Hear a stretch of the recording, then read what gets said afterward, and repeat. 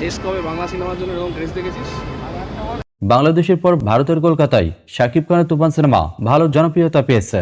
আপনারা অনেকেই জানেন ভারতে 30টির অধিক সিনেমা হলে শাকিব খানের তুফান সিনেমা রিলিজ দেওয়া হয়েছে, আর সিনেমাটি রিলিজের দিন থেকেই ব্যাপক দর্শক জনপ্রিয়তা পেয়েছে।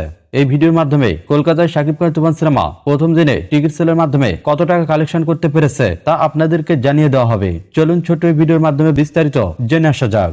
ভারতে শাকিব খানের তুফান সিনেমার দর্শক জনপ্রিয়তা পেলেও 100% সিনেমা হলে হাউসফুল যায়নি। বিশেষ করে কিছু কিছু সিনেমা হলে দর্শকদের উপচে পড়া ভিড় থাকলেও অন্যান্য সিনেমা হলে মোটামুটি ব্যবসা করেছে শাকিব খানের তুফান সিনেমা।